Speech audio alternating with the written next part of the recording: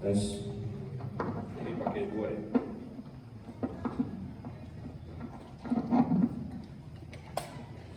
Oke, selamat pagi budak-budak yang dikasihi Tuhan.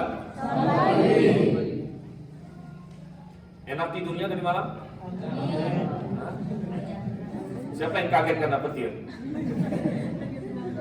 Saya kaget juga, Pak. Karena tiba-tiba perang, kebetulan di samping jendela saya perang, tiba-tiba langsung kedengeran, berarti dekat sekali itu. Oke, siapa sudah makan? Siapa masih lapar?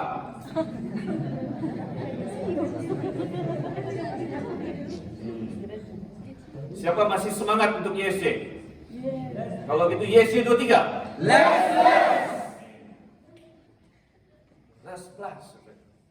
Last plus itu apa sih maksudnya?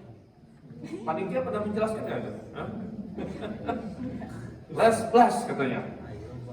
Last plus. Kalau kita lihat dari tema singkatan kita, last plus berarti let's build lives around sound truth. Mari kita membangun kehidupan di sekitar kebenaran, sound truth, kebenaran yang sehat, kebenaran yang alkitabiah. Dan hari ini tema kita adalah sesuai yang tercantum di sini, how to prepare to build lives together with someone. Wow, ya. Jadi ini bukan membangun solo berarti membangunnya apa? Dengan seseorang. Seseorang ini siapa dulu nih? Gitu kan? Coba kita buka Alkitab kita. Kita buka Alkitab kita di dalam Amsal. Kita akan banyak buka Alkitab. Amsal pasalnya yang ke-18. Amsal 18 ayatnya yang ke-22. Kalau sudah dapat kita baca sama-sama.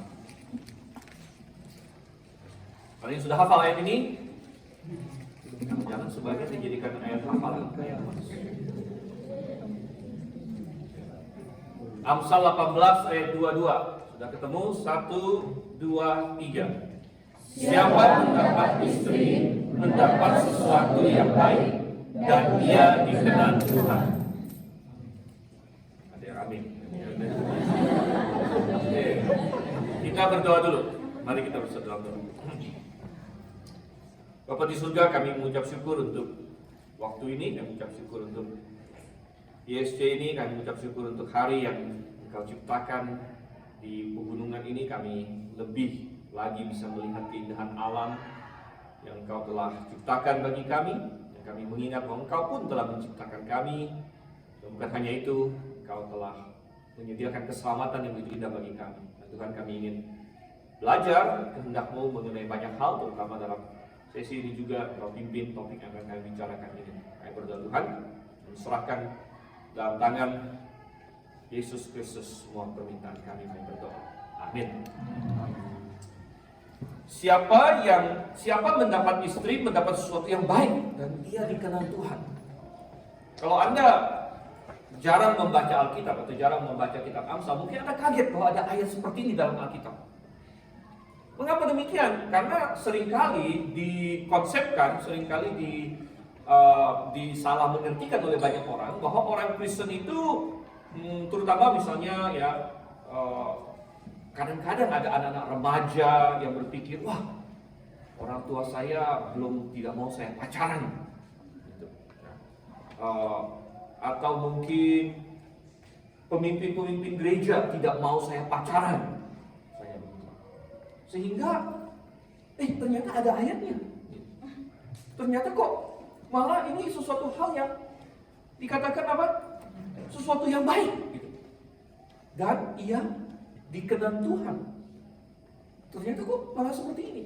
Nah, itu karena ada suatu kesalahpahaman mengenai apa yang sebenarnya Alkitab ingin ajarkan, atau mungkin orang tua yang mengasihi Tuhan ingin ajarkan kepada anak-anaknya. Ya, mungkin ada suatu kesalahpahaman mengenai apa sebenarnya yang mau disampaikan. Nah, Sebenarnya justru kita mendapatkan di sini bahwa Tuhan sama sekali tidak menentang orang-orang muda mendapatkan pasangan hidup. Tuhan sama sekali tidak menentang itu. Bahkan itu adalah idenya Tuhan. Gitu. Itu adalah idenya Tuhan. Kalau bukan ide Tuhan, ide siapa lagi? Adalah ide Tuhan ketika Dia menciptakan manusia itu laki-laki dan perempuan, bahwa kebanyakan manusia nanti akan berpasangan. Kebanyakan akan yang satu mendapatkan istri, yang satu mendapatkan suami. Mungkin ada sebagian perempuan di sini yang bertanya, di mana ayatnya yang berkata siapa mendapat suami, gitu kan?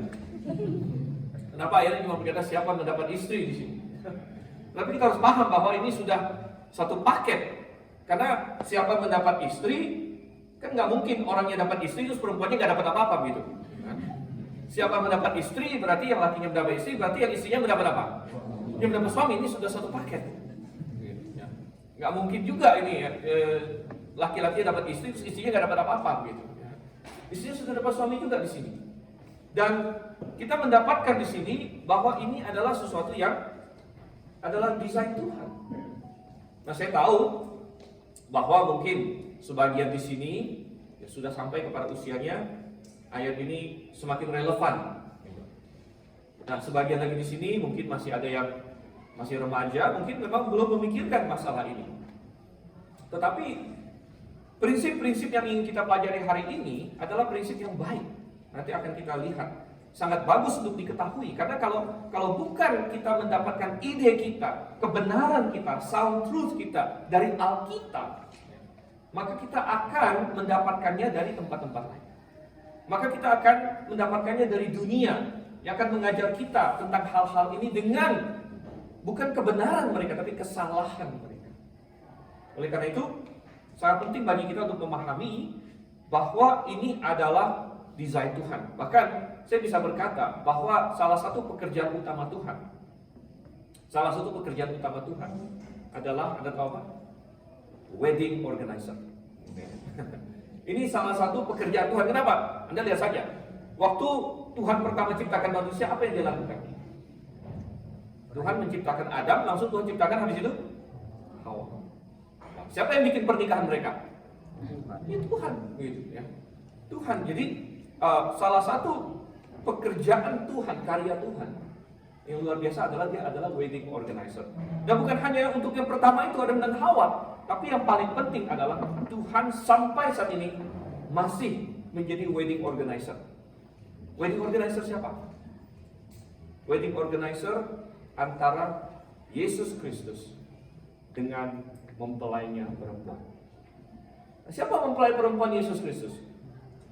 Mempelai perempuan Yesus Kristus, Alkitab katakan, adalah orang-orang yang percaya kepadanya.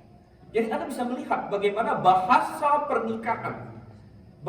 pernikahan dipakai oleh Tuhan di dalam menggambarkan bahkan keselamatan, menggambarkan tentang realita rohani. Dan ini adalah suatu hal yang sangat indah sekali. Oleh karena itu, saya ingin mengajak kita untuk melihat dan mempelajari pada hari ini apa yang Tuhan ingin ajarkan tentang mempersiapkan diri, membangun hidup ini di dalam kebenaran bersama dengan orang lain, bersama dengan pasangan hidup nantinya. Oke, ada 3 poin saja hari ini yang ingin saya bahas, apa yang Tuhan ajarkan. Yang pertama, saya ajak kita lihat di dalam Amsal pasal 3. Kita buka. Semua diminta pakai Alkitab fisik. Kalau ini adalah kali pertama ini YSC perlu bikin instruksi seperti itu ya, karena dulu YSC saya masih ingat tahun 1900-an, kemudian tahun 2000-an awal itu kan belum ada Alkitab elektronik. Tapi sekarang banyak anak muda bisa buka Android app, tapi jarang bisa buka ini dengan cepat. Ini harus dikembangkan lagi, membuka Alkitab dengan cepat. Amsal pasal 3 ayatnya yang ke-6. Oke. Kita lihat di sini. Saya akan bacakan Amsal 3 ayat 6, atau kita baca sama-sama. 1, 2, 3. Akuilah Dia dalam segala lakumu, maka Dia akan meluruskan jalanmu. Oke. Poin yang pertama yang harus kita ingat adalah kita harus mengakui Tuhan ketika kita mencari pasangan hidup. Karena dikatakan di sini, akuilah Dia dalam segala lakumu. Segala laku kita. Jadi ketika kita makan, ketika kita minum, ketika kita bekerja, dan termasuk ketika kita sedang memikirkan tentang pasangan hidup, ketika kita sedang mencari pasangan hidup, kita harus mengakui Tuhan.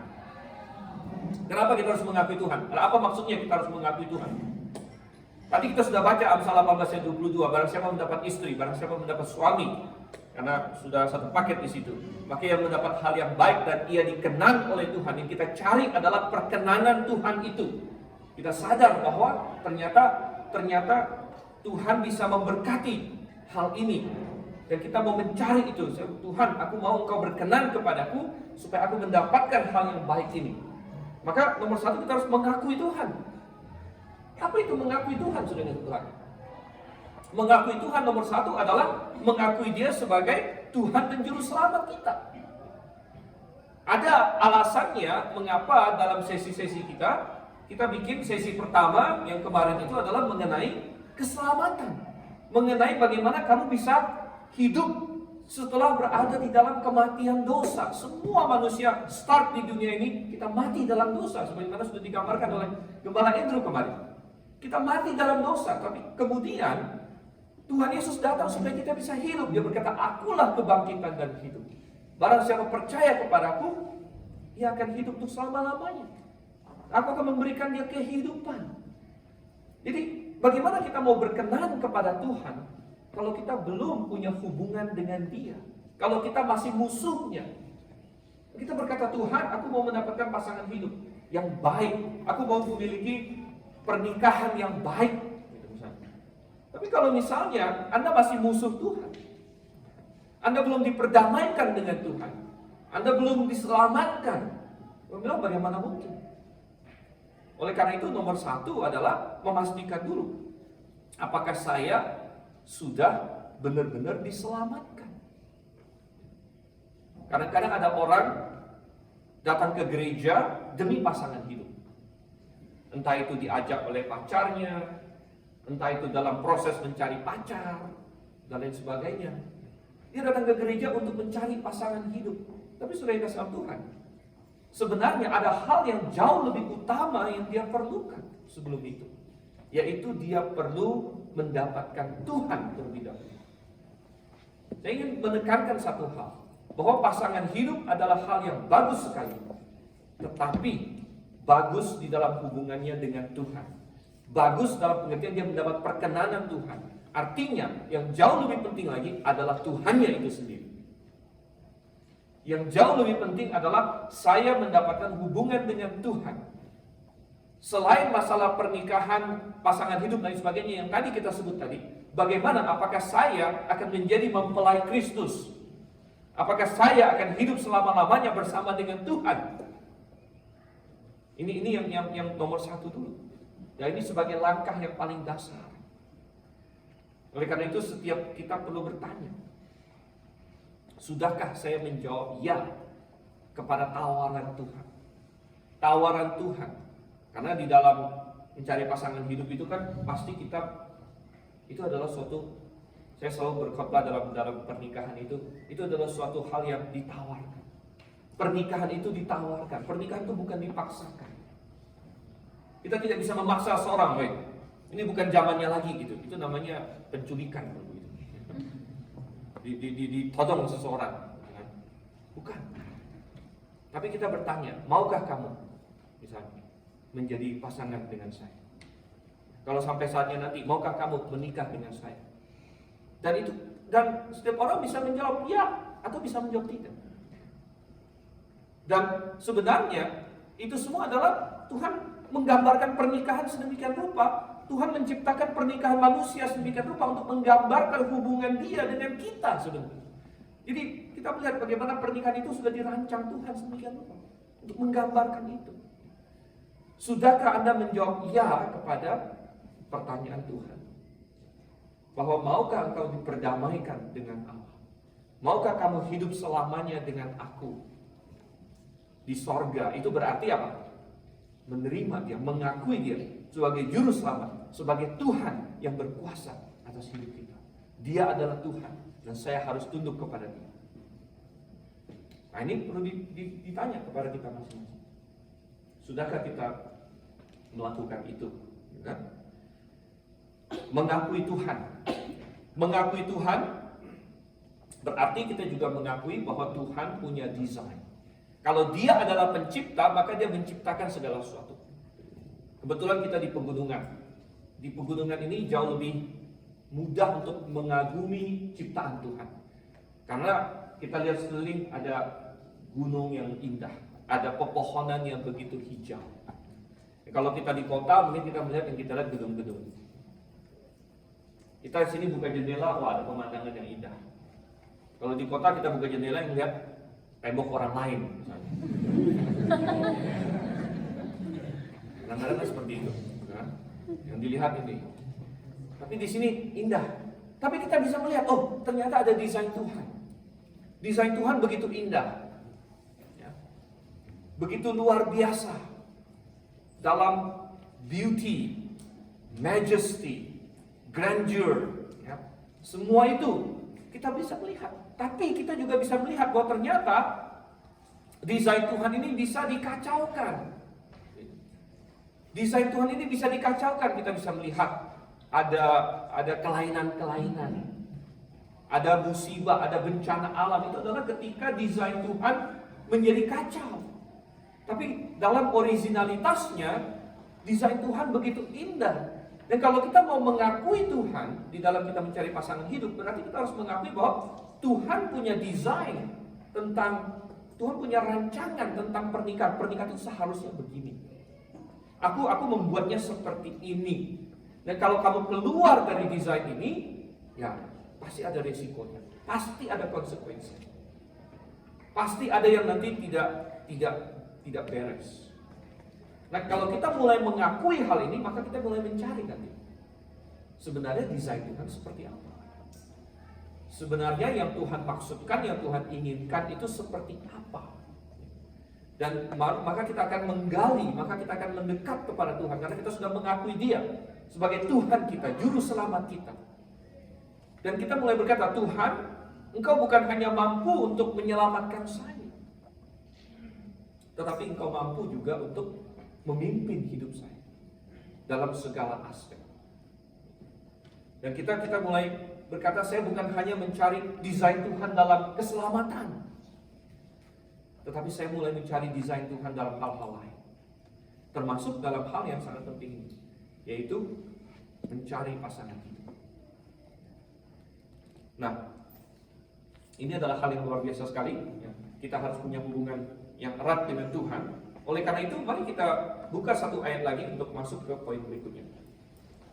Kita buka di dalam Kejadian pasal 24. Kejadian pasal 24.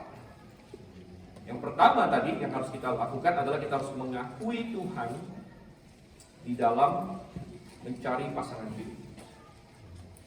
Yang kedua, kita baca Kejadian pasal 24. Siapa pernah baca pasal ini? Ini pasal yang indah. Kita lihat ayat 12 sampai dengan ayatnya yang ke-14. Saya akan bacakan untuk kita. Kejadian 24 ayat 12. Lalu berkatalah ia di sini adalah hambanya Abraham yang sedang diutus dalam tugas untuk mencari pasangan untuk Ishak anaknya. Lalu berkatalah ia, Tuhan Allah Tuanku Abraham, buatlah kiranya tercapai tujuanku pada hari ini. Tunjukkanlah kasih setiamu kepada Tuanku Abraham. Di sini aku berdiri di dekat mata air dan anak-anak perempuan penduduk kota ini datang keluar untuk menimba air. Kiranya terjadilah begini. Anak gadis kepada siapa aku berkata, tolong miringkan buyungmu itu supaya aku minum. Dan yang menjawab, minumlah dan unta-untamu juga akan kuberi minum. Dialah kiranya yang kau tentukan bagi hambamu Ishak.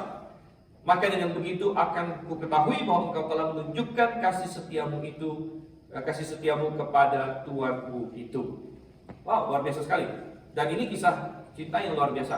Dan Anda boleh baca seluruh pasal ini nanti bagaimana Ishak mendapatkan istrinya, atau kita bisa balik bagaimana Ribka mendapatkan suaminya.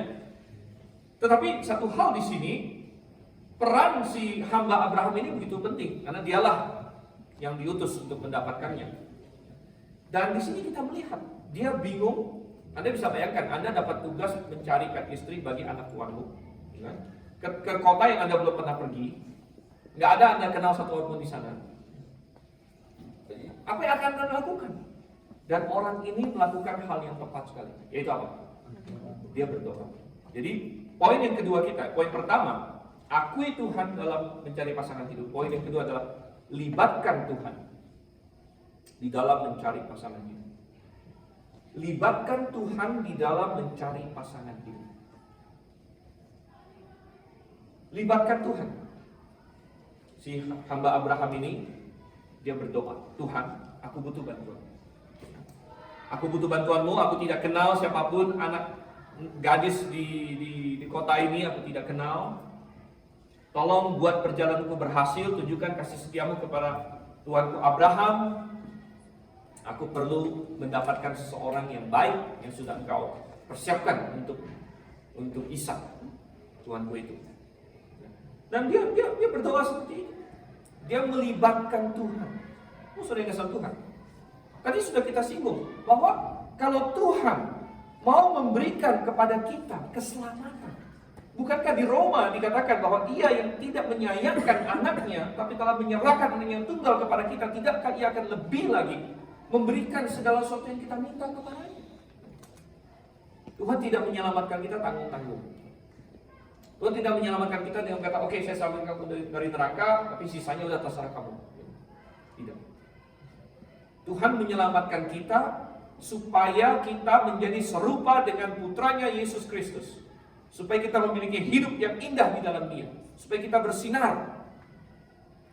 Dan Dia berkata dalam Yohanes pasal 10, aku datang untuk memberikan hidup. Dia mengkontraskan, dia bilang pencuri datang untuk mencuri dan merusak dan menghancurkan. Aku datang untuk memberikan hidup dan memberikan hidup dalam kelimpahan. Hidup dalam kelimpahan bukan berarti kamu jadi konglomerat. Hidup yang berkelimpahan maksudnya hidup yang meluap-luap. Hidup yang sesungguhnya. Hidup yang benar-benar keluar mencirikan Tuhan. Dan Tuhan rindu dia dilibatkan dalam setiap keputusan kita. Karena itu berarti mengakui dia juga. Termasuk keputusan kita, Tuhan, misalnya, aku memerlukan seorang pasangan hidup. Bagi Anda yang sudah berpikir tentang masalah itu, Tuhan, aku membutuhkan seorang pasangan hidup, tolong aku. Dan Tuhan, kita melihat ternyata di dalam Alkitab, Tuhan ini adalah seorang penulis romansa yang luar biasa. Dan dia menulis romansa-romansa yang luar biasa dalam Alkitab. Kadang-kadang banyak orang tidak berpikir bahwa Alkitab ini adalah kitab penuh dengan romansa. Tapi ternyata demikian. Karena kenapa? Romansa yang sejati itu berasal dari Tuhan. Tadi kita sudah singgung Adam dan Hawa. Apalagi romansa yang Tuhan tulis? Yang tadi kita baca dalam Kejadian pasal 24, ada Ishak dan Ribka. Itu adalah romansa yang Tuhan tulis. Ada lagi yang lain yang Tuhan tulis. Misalnya Tuhan menulis kisah cintanya antara Boaz dan Ruth misalnya. Itu adalah kisah cinta yang Tuhan tulis juga. Ada lagi yang lain, ada banyak. Tuhan menulis kisah cinta misalnya antara Daud dan Abigail. Antara Yusuf dan Maria. Dan banyak lain lagi yang tidak tertulis kepada kita. Sehingga kita bisa berkata, maukah kita mengizinkan Tuhan untuk terlibat dalam menulis kisah cinta kita? Dalam kisah cinta kita masing-masing. Dan kalau kita berkata, oke, Tuhan, aku mau. Berarti maka kita mau mengikuti jalannya Tuhan. Kita mau mengikuti prinsip-prinsip Tuhan. Kita mau berserah kepada Tuhan dengan berkata, Tuhan, aku tidak tahu segala sesuatu, tapi Engkau jauh lebih tahu segala sesuatu. Karena Engkau bisa melihat semuanya. Aku tidak bisa lihat semuanya. Kadang-kadang romansa yang Tuhan tulis itu tidak seperti yang kita inginkan. itu yang terbaik. Kalau kita menginginkannya mungkin Tuhan, saya umur 21 udah harus menikah tuh. Atau saya umur sekian sudah harus menikah. Bagi yang perempuan itu kan. Saya umur 21 menikah Tuhan ya. Dia harus 30 cm lebih tinggi dari saya. Dengan body seperti yang Gembala Andrew katakan kemarin yang begini-begini. Nah, terus dompetnya harus tebal sekali Tuhan. Sangat berkepribadian, ya, rumah pribadi, mobil pribadi. Jadi kita mulai daftarkan kepada Tuhan. Tuhan, saya maunya begini. Dan bagi yang laki-laki mungkin punya doa juga kepada Tuhan. Tuhan, dia haruslah mantan model yang bertobat.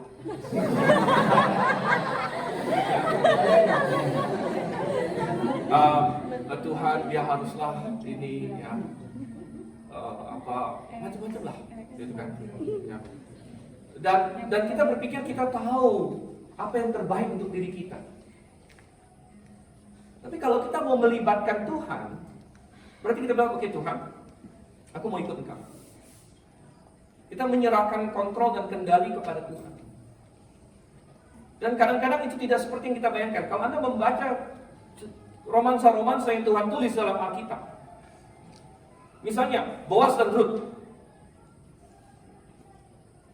Boas adalah laki-laki yang sudah agak tua sebenarnya kalau kita baca. Ada baca kita Ruth lagi baik-baik.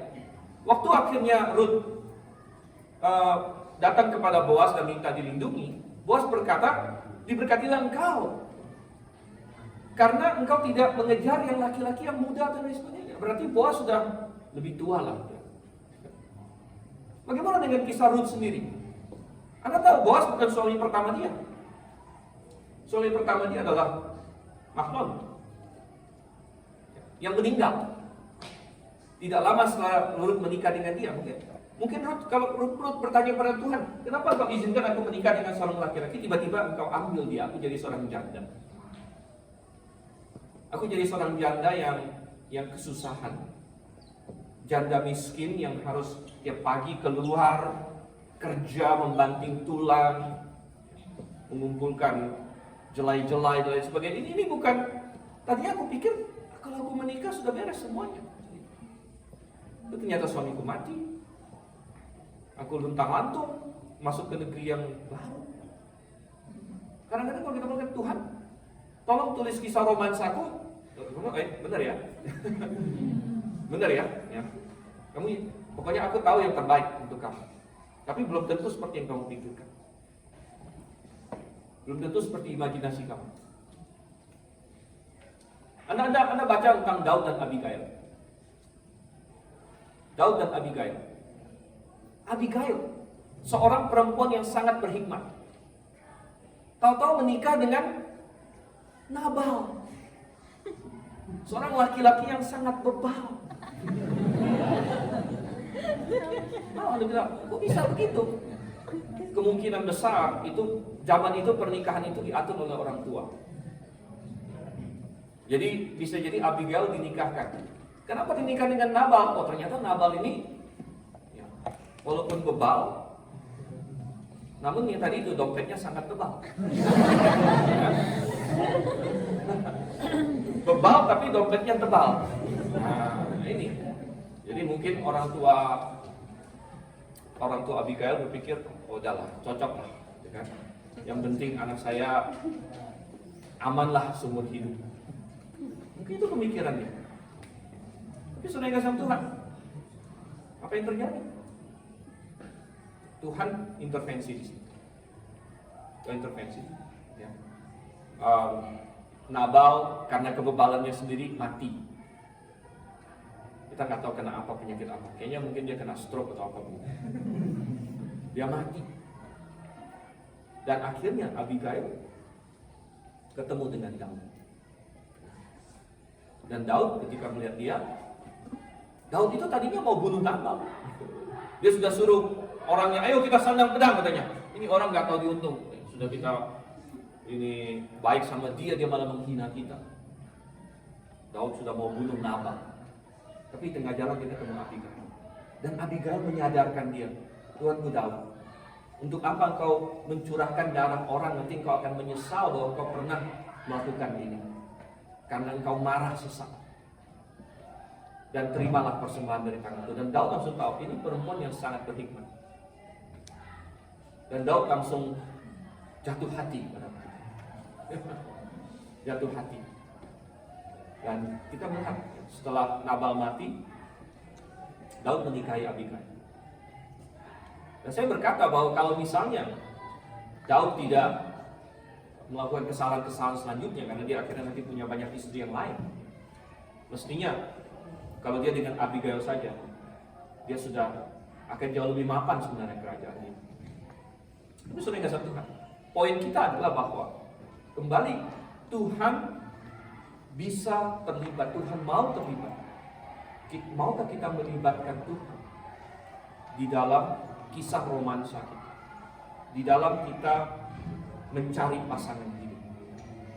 Nah, kalau demikian, maka kita akan menunggu waktu Tuhan.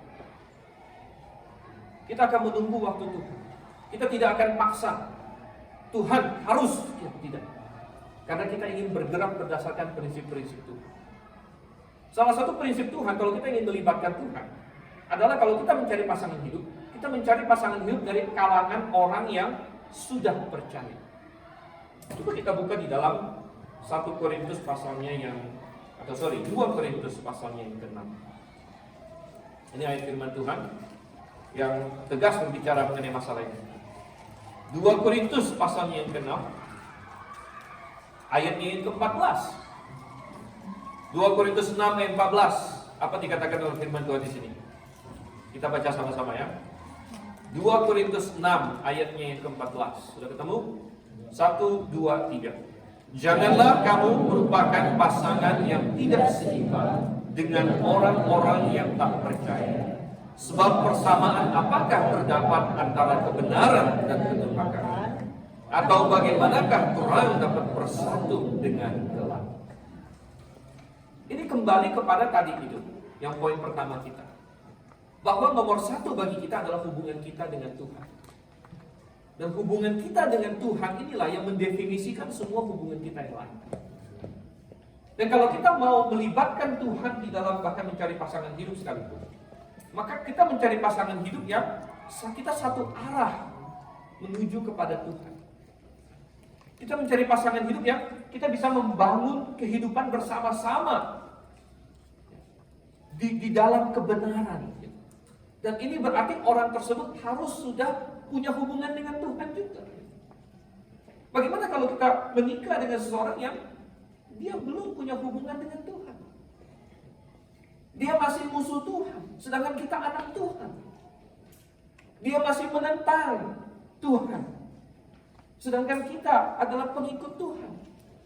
Bagaimana kita bisa berbuat seperti itu? Maka kita akan bagaimana saya ingin membangun kehidupan bersama di tengah-tengah kebenaran di sini, dengan kebenaran sebagai pusatnya. Dan kita berkata, oh tidak, ya. Saya akan ikut Tuhan, karena Tuhan sudah berikan rambu-rambunya. Dan berkata, oh kalau begitu Tuhan, bagaimana kalau yang datang, yang tersedia bagi saya adalah orang-orang yang tidak percaya terus. Orang-orang yang tidak percaya kepadamu, itulah yang selalu nongol dalam hidup saya. Gitu. Anda berkata demikian, kan? Nah, kita bilang kita harus percaya kepada waktu Tuhan. Tentu bukan berarti bahwa kita tidak bisa melakukan sesuatu. Ini adalah zaman di mana orang sangat bebas ya. Anda circle pertemanan orang zaman sekarang itu luas sekali. Enggak seperti 100 tahun yang lalu. 100 tahun lalu orang yang Anda kenal hanyalah orang di kampung Anda saja. Itu aja. Jadi dari apa yang bisa Anda pilih yaitu pokoknya yang di kampung Anda. Tetapi sekarang dunia adalah kampung Anda. Dunia adalah kampung Anda. Jadi Anda ada namanya media sosial. Ya, saya bukan penggemar media sosial, terus saya tidak begitu merekomendasikannya, gitu ya. Tetapi ya, itu adalah salah satu cara Anda, maksudnya Anda ketemu dengan orang juga. Ada Facebook, ada Instagram, ada macam-macam. Tetapi jauh lebih penting lagi adalah ada jemaat-jemaat lokal. Ada jemaat lokal di mana Anda bertemu dengan orang. Tapi di luar dari semua itu adalah kita tetap percaya kepada Tuhan. Kita tetap percaya kepada Tuhan. Tadi kita bilang Boas sudah agak tua. Apa jadinya kalau misalnya Boas tidak tunggu Ruth misalnya? Dia berkata, wah, ini kayaknya saya harus cepat-cepat lah, gitu. Dan dia akan miss out. Dia akan miss out dengan si Ruth ini. Dan saudara kasih Tuhan, inilah kita melibatkan Tuhan. Karena ketika kita melibatkan Tuhan, maka kita punya hubungan dengan Tuhan. Dan Tuhan sebenarnya ingin bekerja dalam hidup kita selagi kita masih single. Tuhan ingin bekerja, berkarya dalam hidup kita terlebih dahulu. Kadang-kadang ada orang-orang muda yang juga terlalu cepat mencari pasangan hidup. Dan Tuhan bilang, stop dulu. Kenapa? Karena saya mau bekerja dalam diri kamu dulu. Karena semua orang mencari pasangan hidup pasti bermintanya sama Tuhan gini, Tuhan, berikanlah saya pasangan hidup yang baik. Benar kan? Ada nggak yang minta Tuhan berikan pasangan hidup yang jahat? Saya nggak ada. Tuhan, berikanlah kepada saya pasangan hidup yang baik, yang karakternya bagus, yang mengasihi. Wah, pokoknya sempurna sekali lah datang.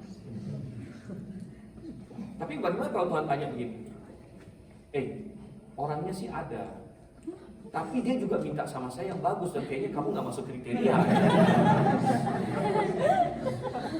Gimana? Gitu, kan? Dia bilang, yang kau minta itu ada, cuman dia juga minta yang bagus. Kamu masuk kriteria enggak? Sehingga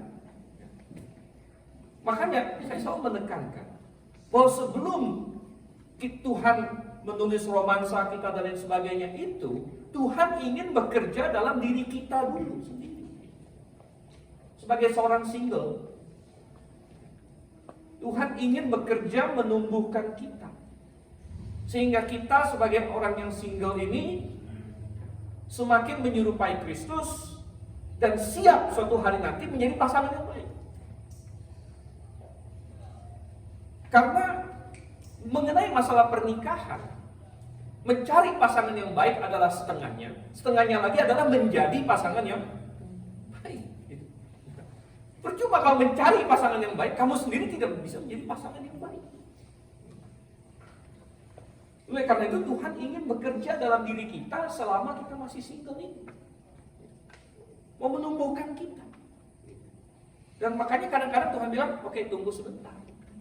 Saya masih bekerja dalam hidup. Tunggu sebentar, ada waktunya. Saya masih mendewasakan kamu.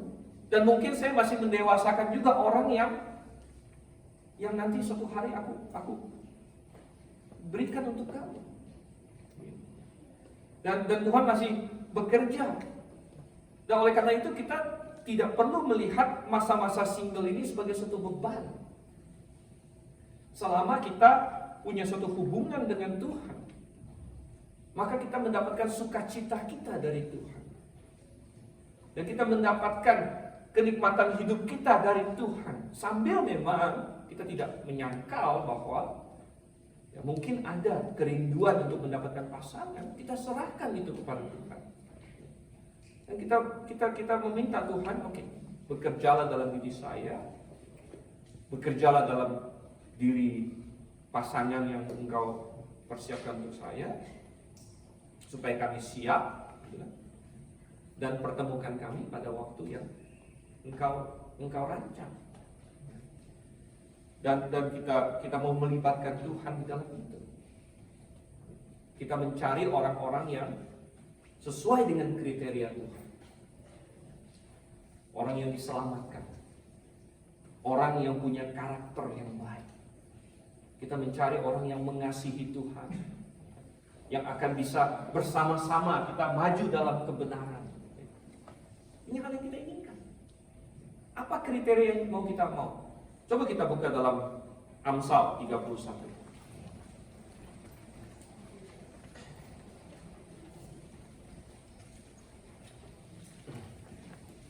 Amsal pasal 31.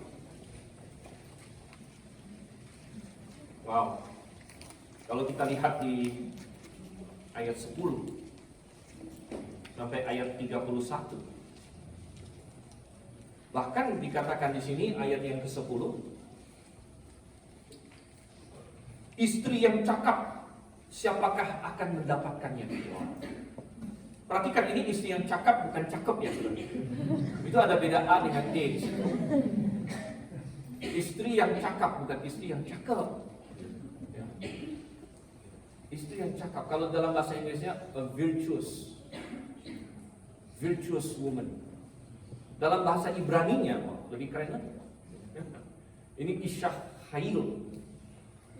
Hail di dalam bahasa Ibrani itu berarti berkekuatan. Kekuatan, bahkan bisa diterjemah juga kayak pasukan atau bala tentara. Jadi bukan perempuan yang jadi binaragawati. Versi perempuannya bukan. Tapi dia punya kekuatan karakter. Dia punya kekuatan karakter.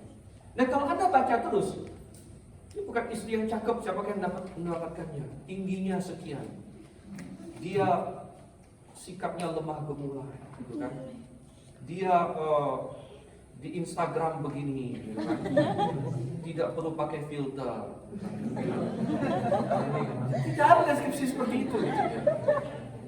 Giginya putih tanpa flossing dental apa, matanya apa, enggak ada deskripsi seperti itu, saudara. Yang dideskripsikan adalah karakter dia. Bagaimana dia rajin, bagaimana dia punya hikmat, bagaimana dia bisa dipercaya, katakan suaminya percaya kepadanya, hati suaminya percaya kepadanya, dia bisa dipercaya. Bagaimana dia mampu mengelola rumah tangga. Ada begitu banyak hal. Perhatikan ayat yang ke-30. Ketika berbicara mengenai kecantikan, malah ini yang dikatakan. Ayat 30. Kemolekan adalah bohong. Dan kecantikan adalah sia-sia. Amin gak? Amin. Agak sedikit redup. Kemolekan adalah bohong. Apalagi kalau yang dari make up. Anda pernah nggak baca cerita real, kisah nyata? Ada laki-laki yang langsung ceraikan istrinya setelah menikah, setelah pertama kali melihat istrinya tanpa make up. Jadi nanti dituduhkan pasal penipuan. Ternyata wajah tanpa make up dengan ada make up kok beda sekali. Tapi kalau di sini, kemolekan adalah bohong. Kecantikan adalah sia-sia. Tapi istri yang takut akan Tuhan dipuji-puji. Ada perempuan yang pernah tanya sama saya, di mana Amsal 32 untuk suami yang cakapnya mana? Ya, kok cuma ada ini Amsal 31 katanya. Mesti ada Amsal 32 lagi untuk yang lakinya bagaimana? Tapi sudah yang kasih Tuhan.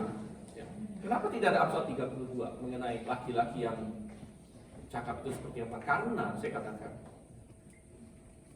hampir keseluruhan Alkitab yang lain itu sudah dituliskan dari perspektif laki-laki. Jadi laki-laki seperti apa yang bagus itu sudah tercantum dari Kejadian sampai Wahyu gitu. Yaitu mengenai seorang laki-laki yang takut akan Tuhan juga intinya. Dan laki-laki yang takut akan Tuhan seperti apa itu sudah ada di begitu banyak perikop yang lain. Yang berbicara, Anda baca misalnya, nggak usah jauh-jauh, 1 Timotius 3 ayat 1. syarat seorang penilik. Di situ adalah gambaran laki-laki yang baik.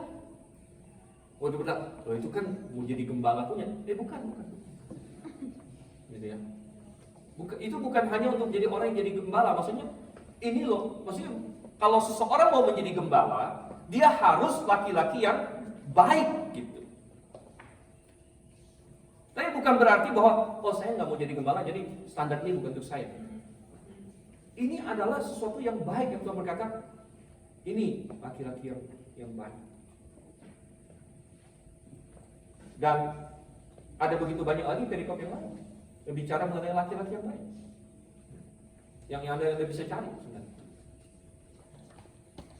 Jadi kalau kita mencari pasangan hidup,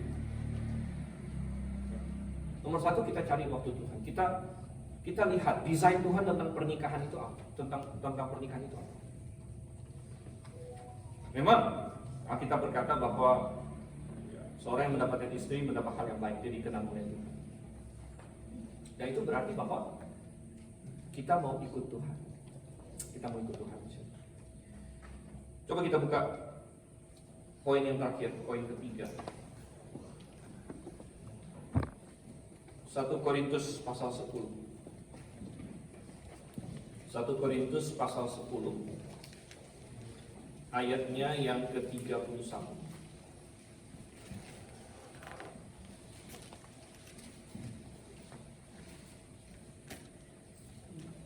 1 Korintus 10 ayat 31. Saudara, kita baca sama-sama.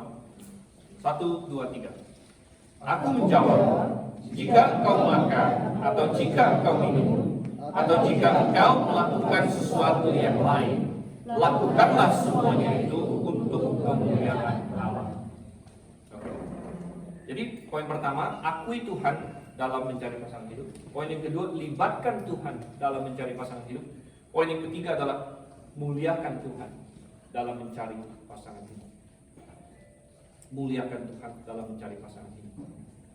Berarti di dalam kita proses mencari pasangan hidup, kita tetap memuliakan Tuhan. Kita tetap menomorsatukan Tuhan. Kita tetap berkata, firman-Mu adalah pelita bagi kakiku. Karena kita hidup di dunia, di mana dunia punya ide mereka sendiri tentang bagaimana sih mencari pasangan hidup. Dan ide dunia bertentangan dengan ide Tuhan. Dan kalau kita mau ikut Tuhan, kalau kita mau memuliakan Tuhan, maka kita berkata, saya memilih jalannya Tuhan, bukan memilih jalan dunia. Walaupun dunia mencemooh, walaupun dunia berkata ini tidak masuk akal, tetapi saya berjalan dengan iman. Karena saya percaya apa yang Tuhan katakan. Maka saya memuliakan Tuhan di dalam mencari pasangan hidup. Dan ini dimulai dari masa pacaran. Sebenarnya kalau kita baca dalam Alkitab tidak banyak berbicara mengenai konsep pacaran. Bahkan tidak ada. Tidak ada konsep pacaran dalam Alkitab. Yang ada adalah mencari pasangan hidup. Dan hari ini dunia beda. Hari ini ada anak-anak yang sangat muda sekali, sudah sok-sokan, oh ini pacar saya. Kadang-kadang belum paham maksudnya apa. Anak SD segala macam kan.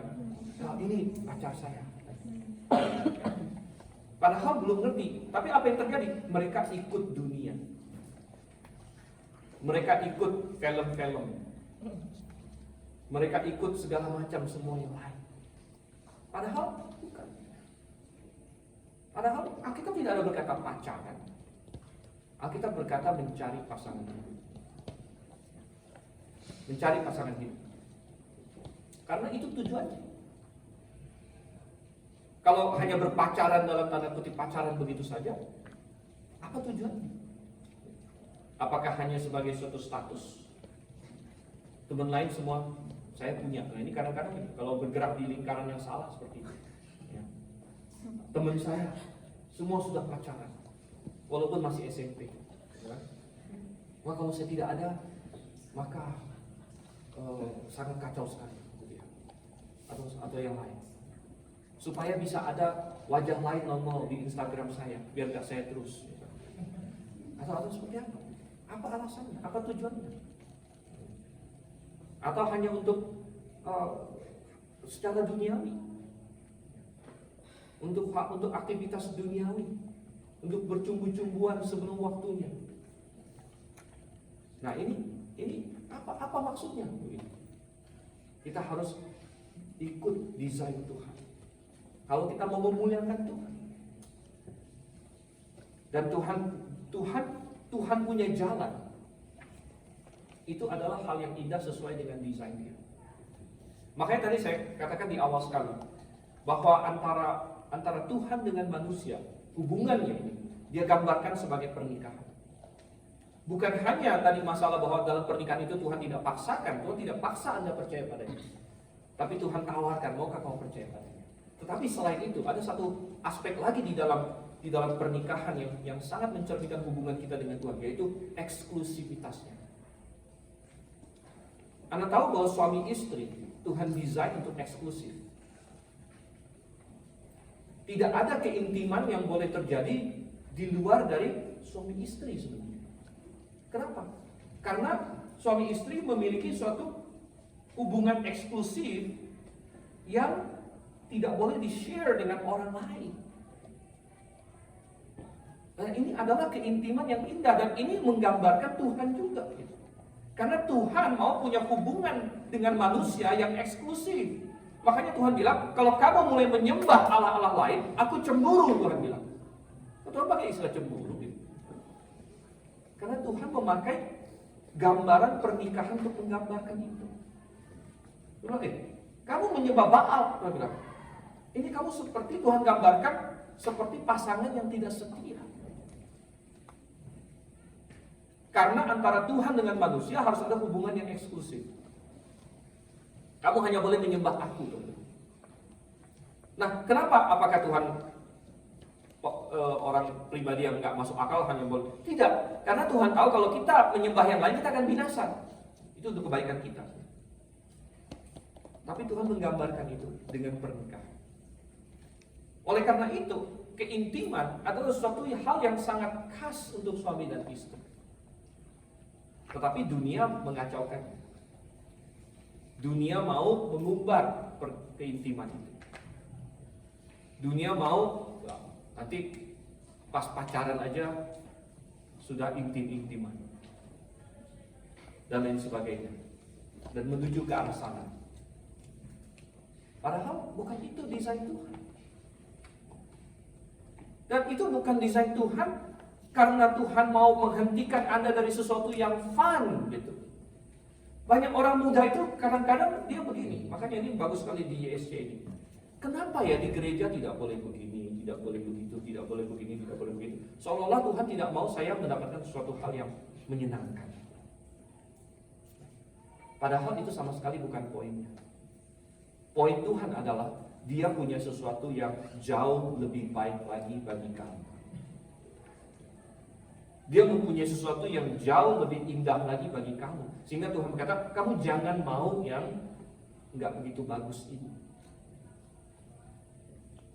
Dan ingat bahwa Tuhan bisa melihat jauh lebih lebar dari kita. Saya sedikit terinspirasi kemarin main sepak bola corong. Rupanya ada juga ya sepak bola begitu. Tidak tahu diciptakan oleh siapa gitu kan. Tapi tendensi semua orang adalah, saya lihat kalau yang agak ini dia ngintip-ngintip sebentar. Kenapa tendensinya? Karena kan apa? Kalau kita buka corong itu kan kita bisa melihat jauh lebih luas. Coba ada satu aja yang nggak pakai corong di situ, menang dia. Yang lain semua begini-begini. Kalau di sini, dia dengar suaranya.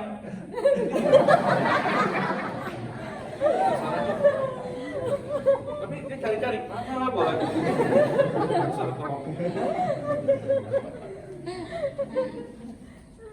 Sebenarnya Tuhan itu terbuka, dia lihat semuanya. Kita itu pakai corong, saudara. Kita itu tidak bisa tahu masa depan, makanya kita itu pakai corong. Kita cuma melihat yang sekarang. Dan pandangan kita sangat terbatas. Tapi Tuhan itu bisa lihat semuanya.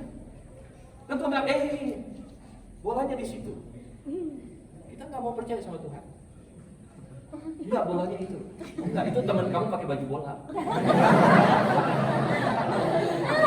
Lari ke sana tabrak dia.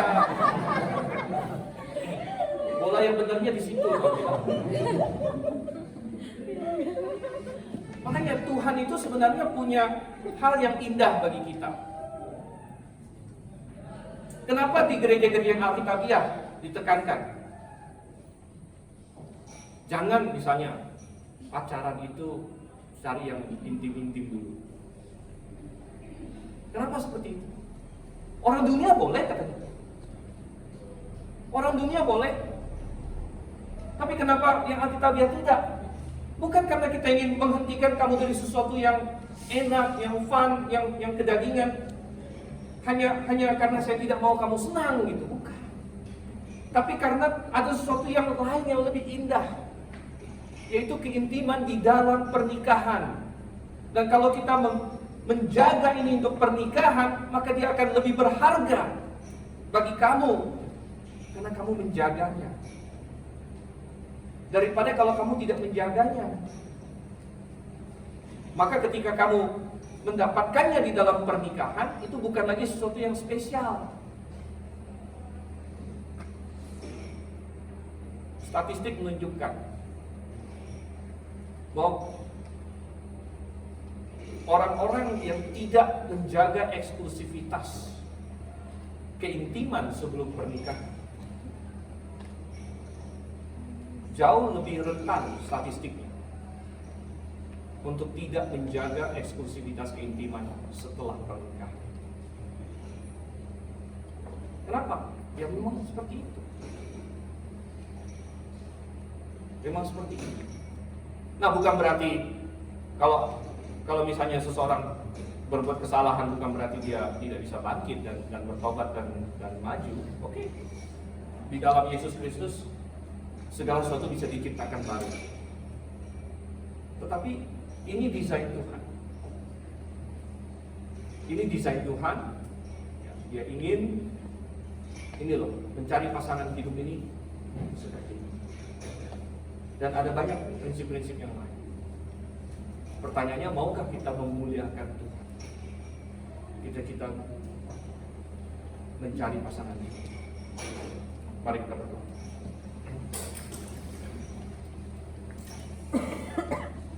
Bapa di surga, kami mengucap syukur Tuhan, karena Engkau bukan hanya mau menyelamatkan kami dari neraka, tapi Engkau mau menuntun kami dalam segala aspek kehidupan kami. Karena Engkau yang paling tahu, Engkau yang tahu semuanya. Oleh karena itu Engkau pimpin, tuntun kami.